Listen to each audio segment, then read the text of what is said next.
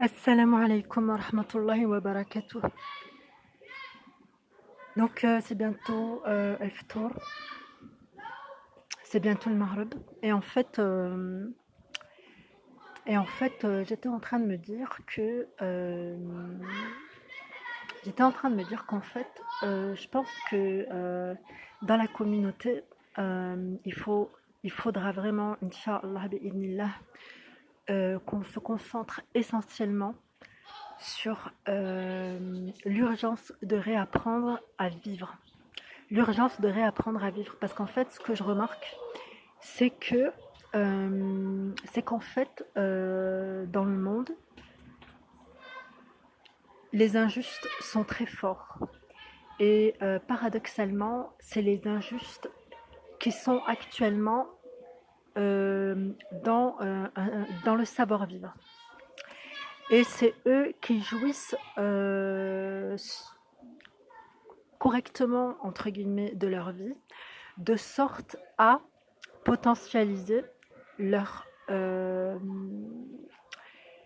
force, leur énergie, leur qualité dans le sentier qui est le leur, qui est celui de l'injustice, de la mondialisation, du capitalisme, du libéralisme, de l'enrichissement excessif, du sionisme, etc.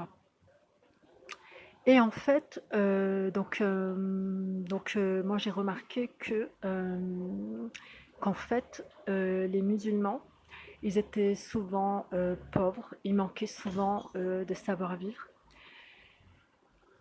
Et en fait, le problème, c'est pas la pauvreté, parce que en réalité, ce qu'il faudrait, selon moi, ça serait qu'on sache s'utiliser dans la vie, qu'on soit pauvre ou riche, c'est pas le problème, mais qu'on sache s'utiliser dans la vie, qu'on ait la reconnaissance. Allah subhanahu wa ta'ala, il parle de la reconnaissance. Et ça, c'est vraiment un point extrêmement important. Quand on est reconnaissant en Allah subhanahu wa ta'ala, on jouit de ce qu'on a et on se fortifie avec ce qu'on a. Le fait de jouir de ce qu'on a à travers la reconnaissance, c'est ça qui va nous apporter l'énergie, le repos et la force de carburer avec le peu qu'on a, mais d'être efficace avec le peu qu'on a.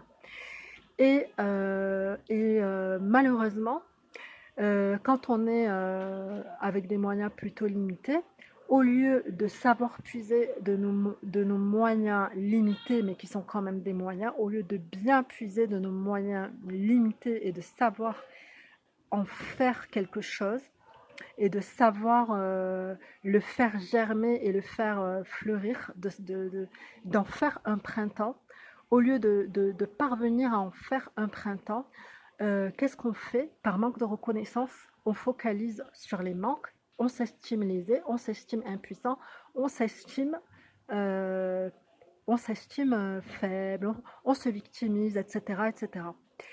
Et en fait, il m'apparaît clairement là comme ça que, c'est par la reconnaissance qu'on saura s'optimiser pour, pour, euh, pour, euh, pour être réceptif au bien qu'Allah a mis gratuitement en nous et autour de nous, et pour faire les maillons de la chaîne du secours d'Allah. Les maillons de la chaîne du secours d'Allah, c'est la reconnaissance de ses serviteurs. Et quand il n'y a pas la reconnaissance dans les serviteurs, ils sont avilis. Mais s'il y a la reconnaissance dans les serviteurs, si les serviteurs sont reconnaissants en Allah, alors à ce moment-là, ils vont former les maillons de la victoire d'Allah subhanahu wa ta'ala.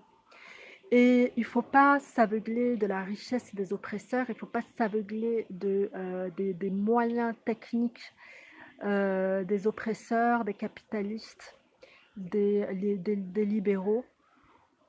Il ne faut pas s'en effrayer, il ne faut pas s'en effaroucher, mais il faut avoir confiance à la puissance d'Allah et à sa promesse. Donc, et ça, Là, comme ça me paraît vraiment, mais d'une clarté absolue. Et je pense que c'était important d'en parler. Donc vraiment le fait d'être d'être pauvre, le fait d'être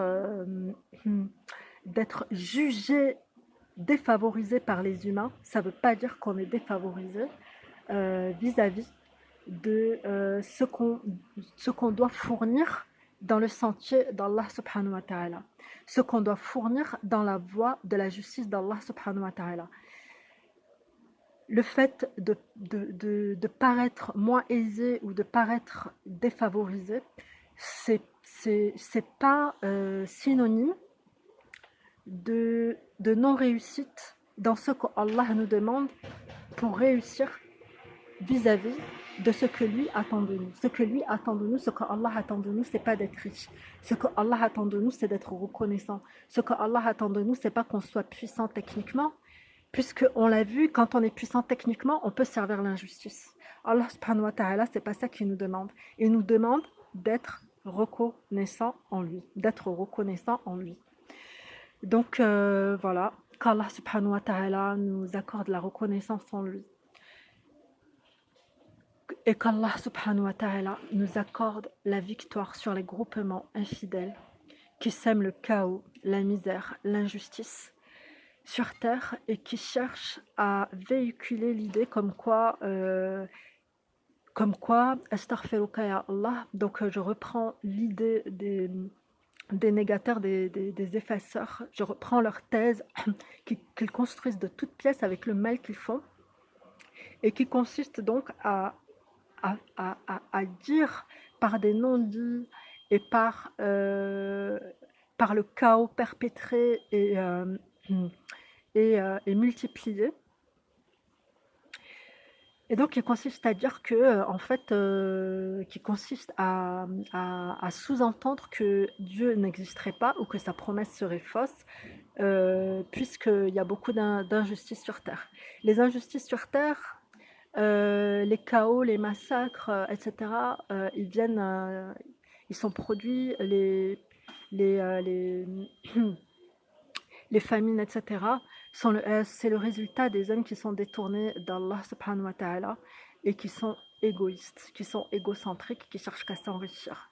Donc, et c'est voué à cesser. C'est voué à cesser. Et la justice d'Allah subhanahu wa ta'ala, elle sera rendue en un grand jour. Et qu'Allah nous compte en ce jour-là parmi les justes, parmi ceux qui auront la lumière sur leur visage, parmi ceux qui auront la bonne nouvelle, parmi ceux qui recevront leur livre dans leur main droite, et parmi ceux qui auront leur lumière courant devant eux et à leur droite. Allahumma amin. Donc je vous souhaite un bon ftour et wassalamu alaikum, wassalamu wa salat ala rasulillah.